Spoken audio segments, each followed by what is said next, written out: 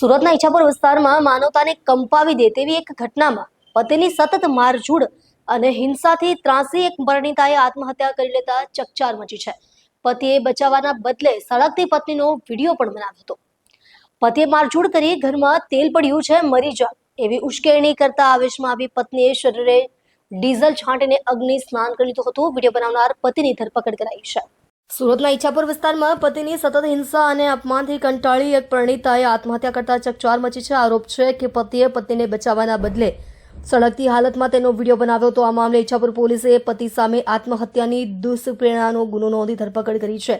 મૂળ બિહારના છપરા જિલ્લાના અને હાલ જયરાજ સોસાયટીમાં રહેતા રંજીત દિલીપ સહા નાની વાતે પત્ની પ્રતિમા દેવી સાથે ઝઘડો કરતો હતો. 4 જાન્યુઆરીએ બાળકોને ઠપકો આપવાના મુદ્દે થયેલા ઝઘડામાં રંજીતે પ્રતિમાને મારઝૂડ કરી અને તેલ પડ્યું છે, સળગી જા તેવી ઉશ્કેરણી કરી હતી.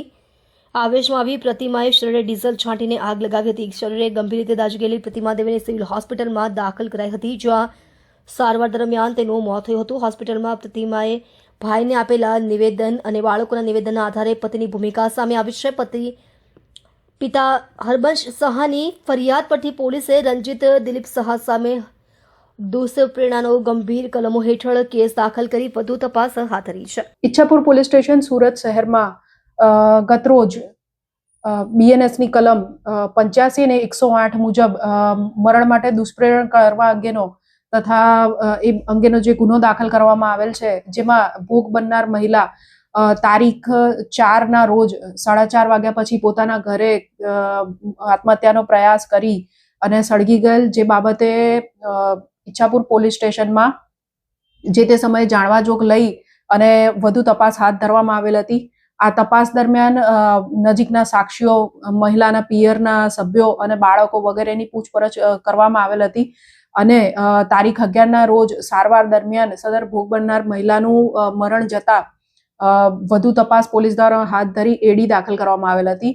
ત્યારબાદ મહિલાના પિતાજી અને અન્ય સગાવાલાઓ એમના મૂળ વતન બિહાર ખાતેથી અત્રે આવીને ફરિયાદ આપતા અને ઈચ્છાપુર પોલીસ સ્ટેશનમાં આ અંગે વધુ તપાસ હાથ ધરતા એવી ગુનાહિત હકીકત જણાઈ આવેલ કે મહિલાનો જે પતિ છે રંજીત શાહ, તેના દ્વારા મહિલાને લગ્ન જીવનના ગાળા દરમિયાન જે 13 વર્ષનો છે માનસિક ત્રાસ આપવામાં આવતો હતો, ક્યારેક મારઝૂડ કરવામાં આવતી હતી અને બંનેની વચ્ચે તણાવભર્યા સંબંધો હતા, જેને લઈને તારીખ 4ના રોજ પતિ પત્ની વચ્ચે બાળકોના લઈને જે ઝઘડો થયો તેના પરિણામે પતિ દ્વારા તેઓને મરણ જવા માટે દુષ્પ્રેરણ આપેલ હતું, મરી જવા જણાવેલ હતું અને એ સંદર્ભે મહિલાને લાગી આવતા તેઓએ ઘરમાં પડેલું જે ડીઝલ હતું એનાથી આત્મહત્યા કરવા, પોતાના શરીરે છાંટી આત્મહત્યા કરવાની કોશિશ કરેલ, જેમાં વધુ દાઝી જતા તેઓને સારવાર માટે લઈ જવામાં આવેલ હતા.